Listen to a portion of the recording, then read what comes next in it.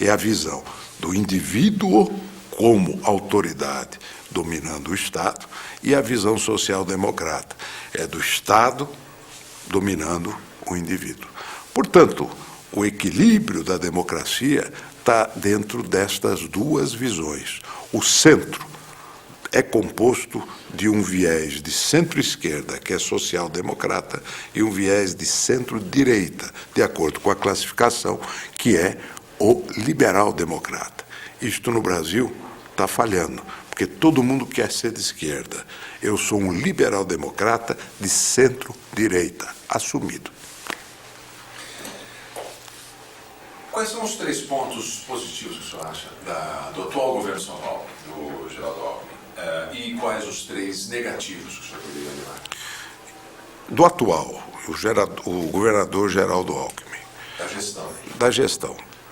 Discreto.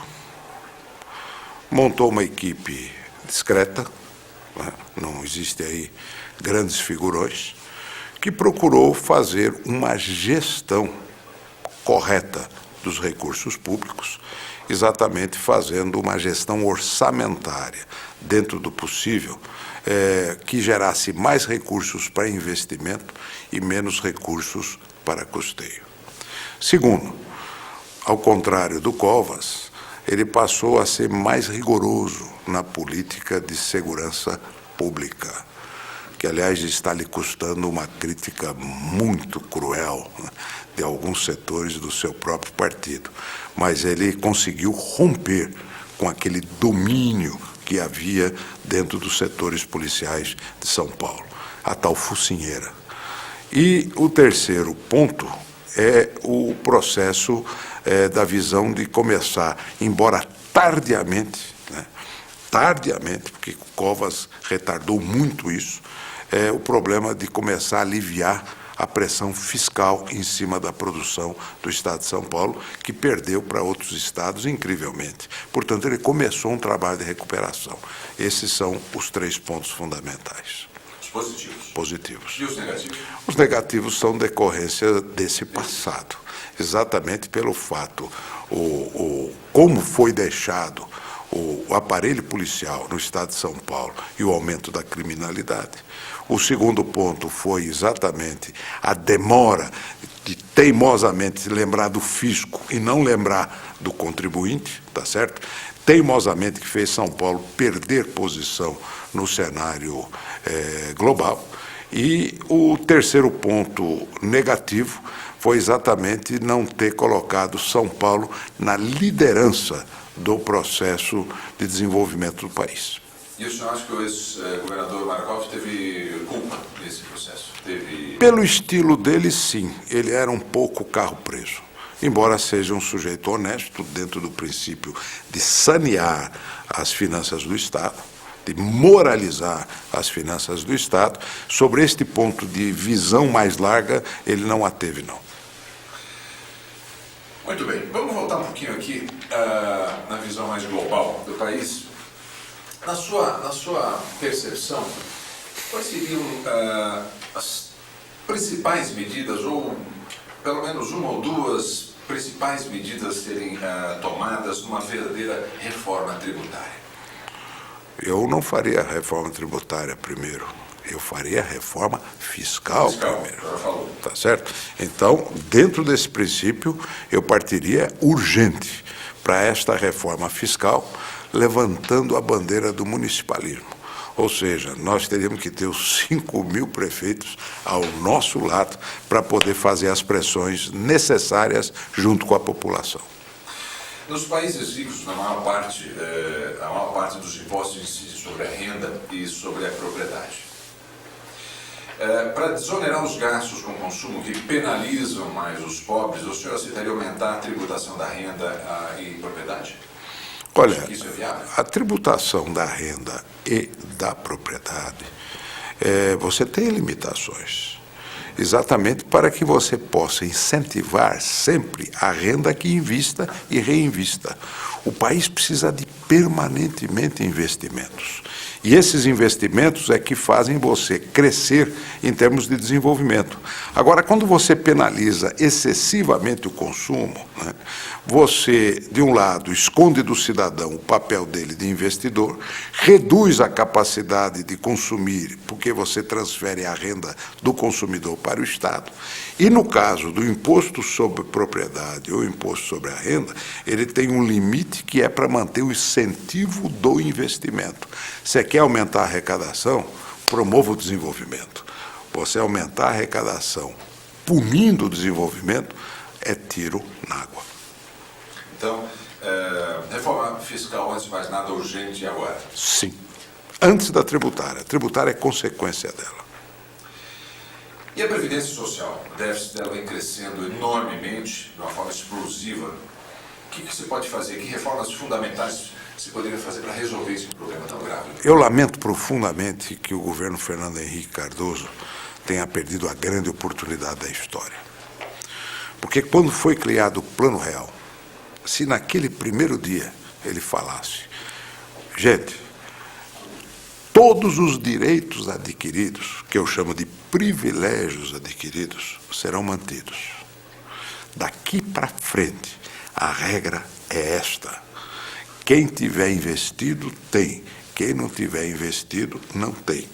Portanto, começaria a regra nova do sistema de previdência através dos fundos de investimento que cada cidadão pudesse fazer. O senhor pode dar um exemplo claro disso? Muito claro. Todo mundo sabe que quando você quer se aposentar, se você pegar de 8% a 10% do seu salário todo mês e depositar, né, se você tiver um rendimento por ano de 6% ao ano, a cada 10 anos você dobra o teu capital, fazendo com que ao final de 35, 36 anos, você tenha uma renda garantida pela aplicação dos recursos acumulados, pelo tempo suficiente de vida que você tenha dali para frente. Essa é uma regra universal. Aqui no Brasil, nós não levamos em conta esta regra, porque fizemos um sistema de previdência que gasta com aquele que não investiu. Você pega o setor público brasileiro, ele consome grande parte da previdência privilegiada de um dinheiro que ele não pagou, ele não fez a poupança, ele tinha direito num fundo público. E quem financia esse fundo público? A população como um todo. Esse sistema tinha que ser parado. Então, vamos dizer, respeitado o privilégio adquirido, daqui para frente a regra do jogo é essa. Já teríamos passado aí 12 anos. E com 12 anos, todo mundo que entrou na máquina pública já teria a nova regra. Nós fomos adiando, fizemos alguns remendos, perdemos 12 anos e não equacionamos a bomba relógio que é a Previdência brasileira. Mas é só essa a solução? Não temos, no momento em que a gente está vivendo e essa atitude não foi tomada, o que isso pode fazer? Você tem que começar. Você tem que começar a partir desse instante. Vamos montar um sistema novo garantido. Só que perdemos 12 anos, é isso que eu estou dizendo. A Previdência não admite erro de cálculo. No Brasil, nós confundimos previdência social com assistência social. Pegamos aquele bolo de dinheiro e começamos a distribuir sem contrapartida de entrada. Hoje, nós temos um problema muito sério na Previdência. 60% da população economicamente ativa está fora do regime legal, fora da formalização. Resultado, o nosso sistema foi gerado para ter 15 contribuintes para cada beneficiário.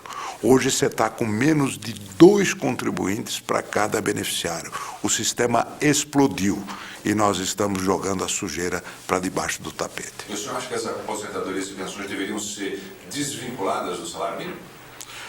O sistema hoje é do salário mínimo. Quando você calcula, é este. Para você desvincular do salário mínimo, que é uma indexação, é muito complexo. O grande problema no Brasil é que quando você vincula salário mínimo, nas regiões onde tem emprego, o salário mínimo é o dobro. Nas regiões onde não tem o emprego, não se paga nem o salário mínimo básico. Portanto, o salário mínimo é uma ficção econômica. Ele não é uma base efetiva de pagamento de salário no Brasil. O senhor considera que hoje se sente preparado para ocupar um cargo público, no governo do Estado? O que o senhor, na sua história pessoal de vida pública, fez para que se sentisse habilitado para realizar esse trabalho hoje?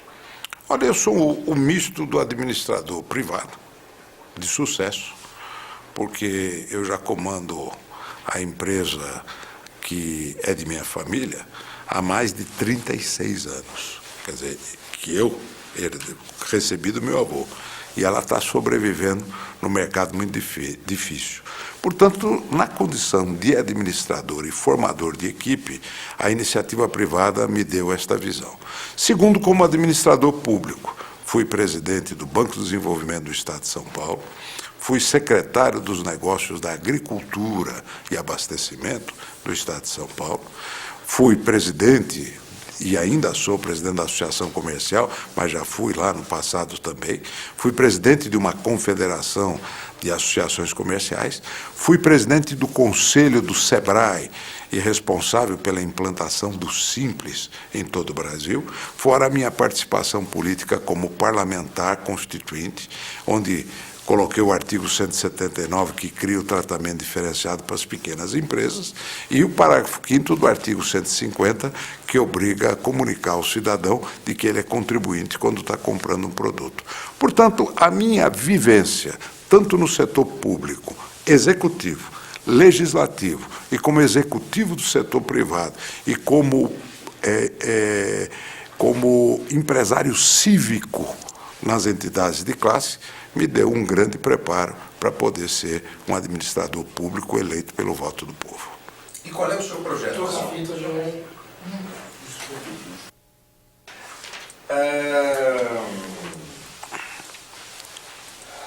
O senhor falou agora há pouco que queria ser candidato a presidente da República. Queria ser presidente da República, não governador. Mas as circunstâncias caminhavam agora para a candidatura ao governo. É prêmio de consolação, então? Não. Quem pode o mais, pode o menos, né? Então, se você um dia sonhou em ser presidente da República e se candidatou, né, é sinal que você tem potencial, inclusive para pleitear um governo do Estado de São Paulo, cuja importância tem um peso quase igual a de um presidente da República no contexto nacional. Portanto, é um cargo muito importante também. Agora, se eu me preparei para poder ser um presidente, eu posso estar preparado para ser um governador. O senhor não acha que foi muito precipitada a sua candidatura à presidência no passado? Era uma oportunidade.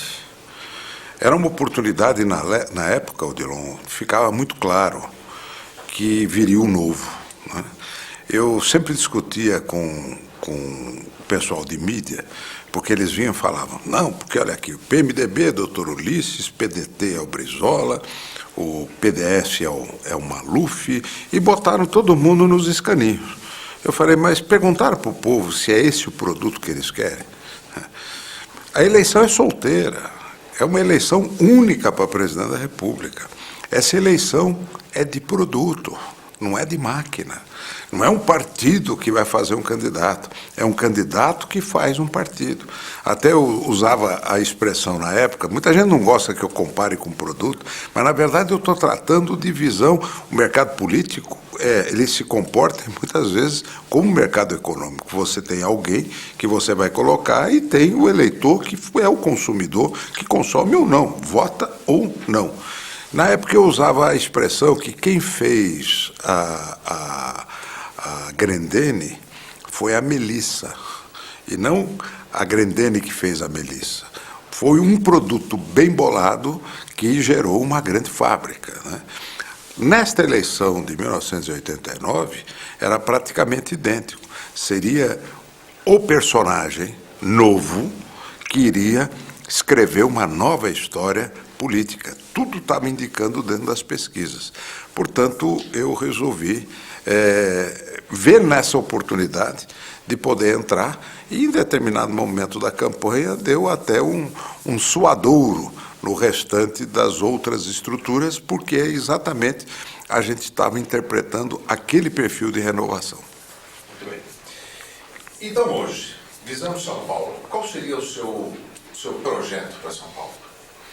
Olha, o projeto para São Paulo, primeiro, São Paulo é um estado muito bem estruturado. Agora, ele sofreu com o problema da perda de competitividade interna no país. O primeiro passo é recuperar esta competitividade. Aviso aos navegantes, nós vamos entrar na guerra, sim. São Paulo vai colocar todo o seu peso, porque a nossa obrigação é gerar emprego. E para quem quer gerar emprego, você não pode perder empresas e não pode perder investimentos. Esse é o primeiro ponto. O segundo ponto, dentro de um projeto, é fazer prevalecer o peso de São Paulo na discussão política. O peso de São Paulo tem que ser colocado com o peso que ele tem, de 40% do PIB. Por exemplo, a reforma fiscal será uma bandeira que nós vamos levantar para todo o país.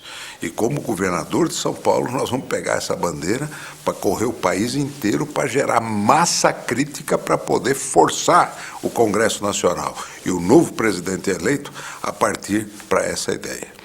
O terceiro ponto é você garantir toda a infraestrutura pública necessária para poder melhorar as condições da educação, se bem que tem um trabalho razoavelmente bem feito. Na saúde, nós temos que investir mais através dos municípios. E a política de segurança. Vamos valorizar a nossa polícia. O nosso policial tem sido desvalorizado sistematicamente, embora o governador Alckmin, aqui no fim, está procurando essa valorização pessoal do policial. Essa será uma meta nossa. Nós temos que ter uma polícia ao lado da comunidade, enfrentando bandidos, sim, onde ele estiver. Valorização do policial significa, inclusive, financeira. Financeira e mais do que financeira. O que nós temos assistido nos últimos tempos é que um policial, muitas vezes, quando morre em combate, é enterrado como indigente. E vi muitas organizações de direitos humanos ir lá no enterro do bandido quando ele é morto por um policial.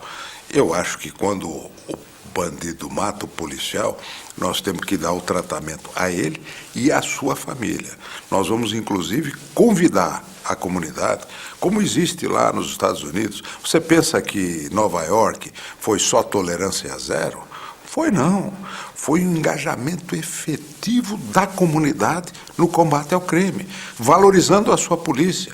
Criaram a Police Foundation, que é uma fundação de particulares para poder ajudar no investimento da polícia e na valorização do policial. Lá o policial que morre em combate é enterrado com honras militares e tem um seguro de vida pago pela comunidade para poder não deixar a sua família na rua da amargura. Portanto, esse trabalho é um trabalho não é só do Estado, você tem que trabalhar junto com as entidades, junto com os clubes de serviço, Rotary, Lions, maçonaria, todas as entidades representativas da sociedade, buscando estar ao lado do policial como a parte da sociedade organizada no combate ao crime. Hoje nós estamos armando o cidadão, armando empresas particulares para combater o crime, isso é uma vergonha.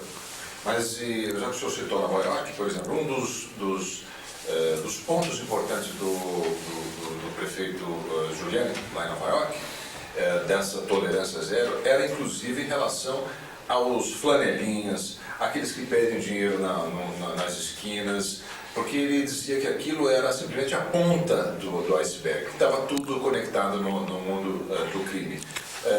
Como fazer isso numa cidade do tamanho de São Paulo? Ué, Nova York é maior que São Paulo. Você vai dizer, mas ela está no primeiro mundo. São Paulo tem traços de